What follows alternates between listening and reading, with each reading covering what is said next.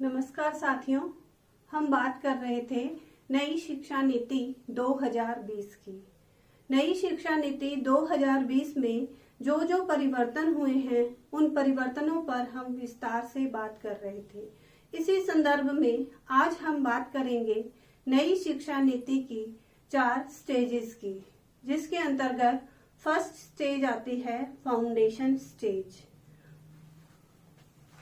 Foundation stage के अंतर्गत कुल 5 साल हैं, जिसके अंतर्गत कक्षाएं होगी नर्सरी, एलकेजी और यूकेजी और क्लास फर्स्ट और क्लास सेकंड। इसके अलावा यहाँ पर फाउंडेशन स्टेज में बालकों का किसी भी प्रकार का एग्जाम नहीं होगा और ये एग्जाम ना होने का भी एक कारण है कि यहाँ बालक को रुचि के अनुसार पढ़ाया जाएगा, उनको प्ले मेथड के अनुसार पढ़ाया जाएगा ताकि बालक खेल खेल में सब कुछ सीख जाए। और एक उद्देश्य और है यहाँ बालक को किताबी बोझ से मुक्त करना मुख्य लक्ष्य है। तो फाउंडेशन स्टेज के अंतर्गत 3 से लेकर 8 साल तक के बच्चे आएंगे।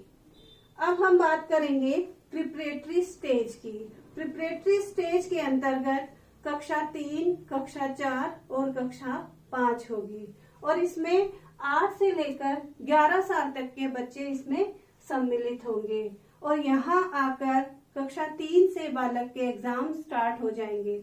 यहाँ पर उनकी एग्जाम स्टार्ट होंगे और एक्टिविटी प्लस स्टडी दोनों पर बालकों का ध्यान दिया जाएगा। एक्टिविटी भी कराई जाएगी और स्टडी भी कराई जाएगी और यहाँ पर बालक को भाषा से संबंधित ज्ञान भी कराया जाएगा, जिसके अंतर्गत मातृभाषा और राष्ट्रभाषा दोनों का यहाँ पर ज्ञान कराया जाएगा। अब हम बात करेंगे हमारी थर्ड स्टेज, जिसको मिडिल स्टेज कहते हैं। मिडिल स्टेज के अंतर्गत 11 से लेकर 14 साल तक के बच्चे होंगे और यह भी 3 साल तक है। इसके अंतर्गत कक्षा 6, कक्षा 7 और कक्षा 8 आएगी। 6 से लेकर 8 तक की इसमें क्लास होगी। यहाँ हम बालक को बात करेंगे कंप्यूटर से संबंधित कोडिंग सिखाई जाएगी। इसके अलावा कक्षा 6 में आने पर बालक को वोकेशनल कोर्स भी करवाया जाएगा। इसमें वो अपनी रुचि के अनुसार विभिन्न प्रकार के कोर्सेज कर सकेगा। जैसे किसी बालक की अगर सिलाई में रुचि है तो वो स्टिचिंग से संबंधित कोर्स कर सकेगा। किसी बालक की अगर कुकिंग में रुचि है तो वो कुकिंग से संबंधित कोर्स कर सकेगा।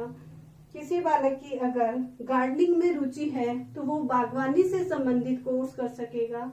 और अगर किसी बालक की बढ़ई के काम में कारपेंटरिंग में रुचि है तो वो कारपेंटरिंग से संबंधित कोर्स कर सकेगा। इसके अलावा भी वो अपनी रुचि के अनुसार विभिन्न प्रकार के कोर्सेज यहाँ पर कर सकेगा। और यहाँ जो शिक्षा का उद्देश्य है वो बालक को भविष्य के लिए तैयार करना, मीन्स उसको व्यवसाय के लिए वो किसी न किसी स्किल में उसको विकसित करना, उसको दक्ष करना, यहाँ शिक्षा का मुख्य उद्देश्य है। और इसके अंतर्गत मैथ्स, साइंस और आर्ट्स तीनों ही सब्जेक्ट सम्मिलित रूप से पढ़ाए जाएंगे।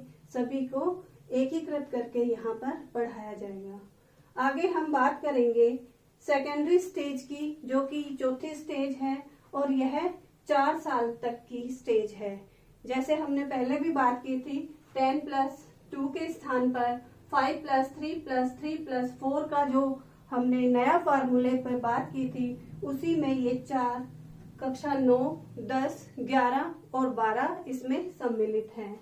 इसके अंतर्गत फॉरेन लैंग्वेज का अध्ययन करवाया जाएगा। फॉरेन लैंग्वेज यहाँ सिखाई जाएगी, जैसे फ्रेंच है, किसी भी प्रकार की फॉरेन लैंग्वेज यहाँ पर सिखाई जाएगी। और कक्षा 9 में आते ही स्ट्रीम सिस्टम खत्म हो जाता है और बालक जैसे पहले साइंस, आर्ट्स, कॉमर्स इसी तरह से अलग अलग सब्जेक्टों में अलग अलग स्ट्रीम के द्वारा उनको बांट दिया जाता था, लेकिन अब स्ट्रीम सिस्टम यहाँ पर खत्म हो चुका है और यहाँ जो सब्जेक्ट होंगे वो मल्टीपल सब्जेक्ट होंगे।